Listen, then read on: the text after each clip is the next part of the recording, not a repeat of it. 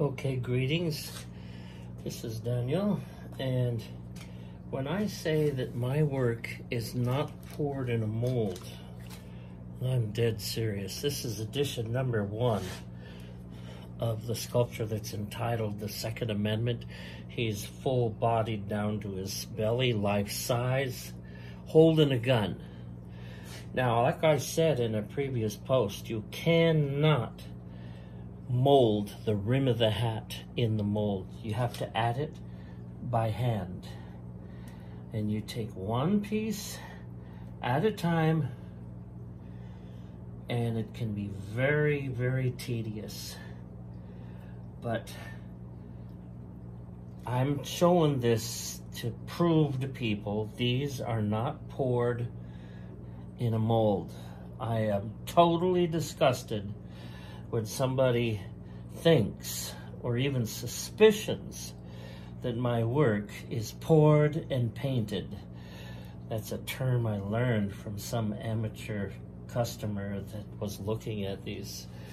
I was at an art show in Leavenworth, and he told his wife, he said, these are just poured and painted. Let's get out of here. I walked right behind him and I said, "Excuse me, sir, you are so 100% wrong." And he said, "What do you mean?" I said, "They're not poured in a mold. It's called the press mold method. It's an ancient method. Yes, you have a mold, but you can do a limited edition, but you definitely cannot mass produce with this methodology. This is a very slow process. The benefits of the press mold method above pouring is that you get a very strong, thick sculpture that would last a very, very long time.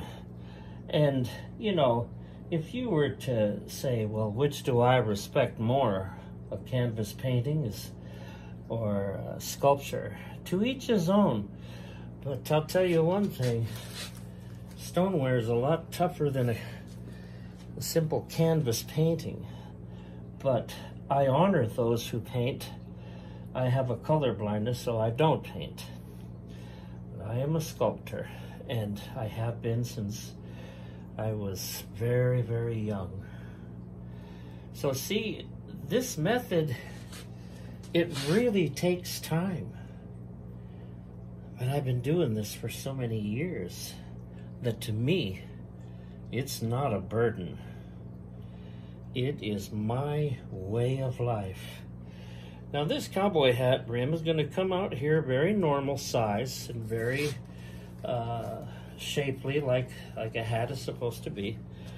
And it'll be all smoothed and sanded. Now I make these a little bit thicker in this area, but as I get to the end, it thins out and looks as thick as a real cowboy hat. But the whole thing is so strong. These are fired to 2200 degrees, and stoneware is amazing stuff because I don't glaze, I airbrush, and I have a state-of-the-art airbrush now with a generator.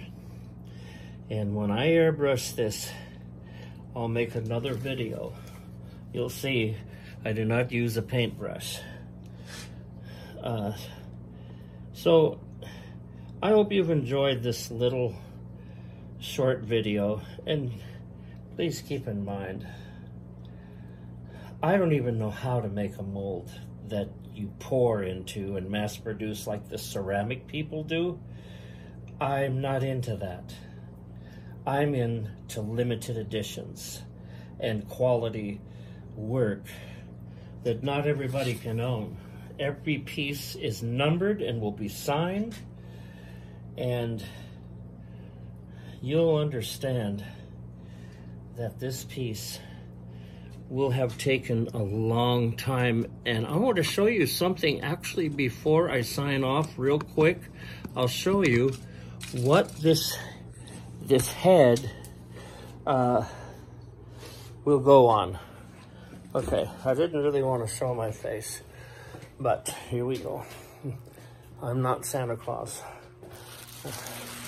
Okay, the face you just saw and the head goes right there, see? And this thing is, I think a little over 3 feet tall. And it's gonna be a bear to load it in the kiln. But the kiln is huge, look at it. It'll fit in here, guaranteed. All right, this is Daniel Murphy, Sculpture 101.